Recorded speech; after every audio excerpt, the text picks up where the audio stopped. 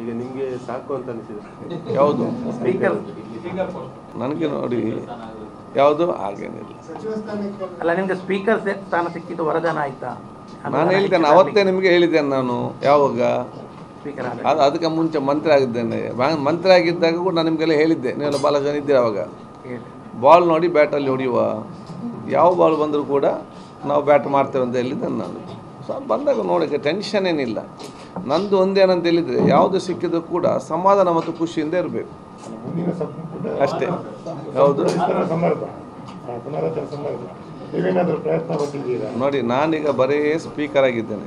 ನನಗೆ ರಾಜ್ಯಕ್ಕೆ ಏನು ನಡೀತದೆ ಗೊತ್ತೇ ಇಲ್ಲ. ಈ ಕಡೆ ಏನು ನಡೀತದೆ, ಈ ಕಡೆ ನೋಡಿದ ನನಗೆ ವಿಷಯವೇ, ನಮಗೆ ಸಬ್ಜೆಕ್ಟ್ ನನಗೆ ಗೊತ್ತಿಲ್ಲ ಅಂತ ಹೇಳಲಿಕ್ಕೆ ಬಯಸ್ತೇನೆ. ಸ್ಪೀಕರ್ ಆದಮೇಲೆ ಎಷ್ಟು ರಾಷ್ಟ್ರಗಳಿಗೆ ಹೋಗ್ಲಿಕ್ಕೆ ಅವಕಾಶ, ಎಷ್ಟು ದೇಶಗಳಿಗೆ? ಎಷ್ಟು?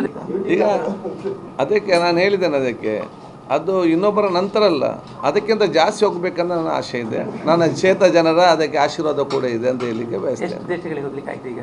ತುಂಬ ಆಯ್ತಲ್ಲ ಅಂದಾಜು ಅದು ಈ ವರ್ಷ 10 ರಾಷ್ಟ್ರ ಆಯ್ತಲ್ಲ. 10 ರಾಷ್ಟ್ರ ಈ ವರ್ಷ ನೆಕ್ಸ್ಟ್ ಇಯರ್ ಇದೆ. ಸ್ಪೀಕರ್ ಆಗಿದ್ದ ಅವಕಾಶ ಅಂತ ಹೇಳಿದರೆ, ಸರ್ಕಾರದಿಂದಲೇ ಇಂಥ ಇಂಟರ್ನ್ಯಾಷನಲ್ ಕಾನ್ಫರೆನ್ಸ್ 5-6 ರಾಷ್ಟ್ರಗಳಿದೆ. ಅದು ಬೇರೆ ಅಂದರೆ ಇಂಟರ್ನ್ಯಾಷನಲ್ ಕಾನ್ಫರೆನ್ಸ್. ಬೇರೆ ಬೇರೆ ರಾಷ್ಟ್ರದವರು ಕರೆಯುವಾಗ ಸ್ಪೀಕರ್ಗೆ ಮೊದಲು ಆದ್ಯತೆ ಕೊಡ್ತಾರೆ. ಈಗ ಇವತ್ತು ನಮ್ಮ ನಾಳೆ ವ್ಯಾಟಿಕನ್ ಸಿಟಿಯ ರೋಮಿನಲ್ಲಿ ಇಂಟರ್ನ್ಯಾಷನಲ್ ಪೀಸ್ ಕಾನ್ಫರೆನ್ಸ್, ಅದಕ್ಕೆ ವಿಶ್ವದ ಎಲ್ಲ ಇವರನ್ನು ಕೂಡ ಕರೆದಿದ್ದಾರೆ. ಸ್ಪೀಕರ್ ಆಗಿ ನಾನು ಕೂಡ ಇವತ್ತು ಕರೆದು ನಾವು 3 ಜನ ಮಾತ್ರ ಮಾತಾಡಲಿಕ್ಕೆ, ಅದರಲ್ಲೊಂದು ಅಲ್ಲಿ ಹೋಗಿ ಅವರನ್ನು ಉದ್ದೇಶಿಸಿ ಮಾತಾಡಲಿಕ್ಕೆ ಸಿಕ್ಕುವುದೇ ದೊಡ್ಡ ಮಟ್ಟದೊಂದು ಅವಕಾಶ.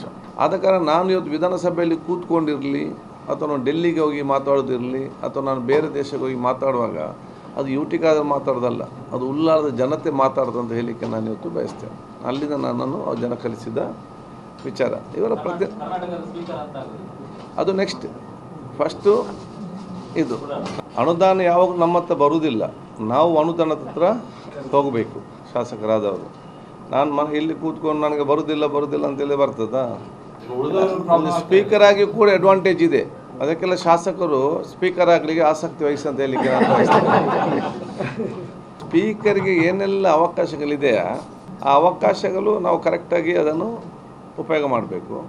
ಮತ್ತು ಸ್ಪೀಕರ್ಗಳಿಗೆ ಇನ್ನಷ್ಟು ಸವಲತ್ತುಗಳನ್ನು ಸರ್ಕಾರ ನೀಡಬೇಕು. ಸ್ಪೀಕರ್ ಪೋಸ್ಟು ಸಮ್ಮಿಶ್ರ ಸರ್ಕಾರ ಇದ್ದಾಗ ಮಾತ್ರ ಡಿಮಾಂಡ್ ಇರ್ತದೆ, ಇಲ್ಲದೆ ಡಿಮಾಂಡ್ ಇಲ್ಲ. ಕೊಲ್ಯೂಷನ್ ಗೌರ್ಮೆಂಟ್ ಬಂದಾಗ ಸ್ಪೀಕರ್ ಪೋಸ್ಟ್ಗೆ ಡಿಮಾಂಡ್, ಇಲ್ಲದೆ ಡಿಮಾಂಡ್ ಇಲ್ಲ. ಡಿಮಾಂಡ್ ಬರಬೇಕಾದ್ರೆ ಏನು ಮಾಡಬೇಕು, ಅವ್ರಿಗೆ ಎಲ್ಲದಕ್ಕಿಂತ ಜಾಸ್ತಿ ಹೆಚ್ಚಿನ ಸವಲತ್ತಿಗೆ ಇದೆ, ಇಲ್ಲಂತಲ್ಲ, ಅದು ಕೊಡುವಂಥ ವ್ಯವಸ್ಥೆ ಮಾಡಬೇಕು.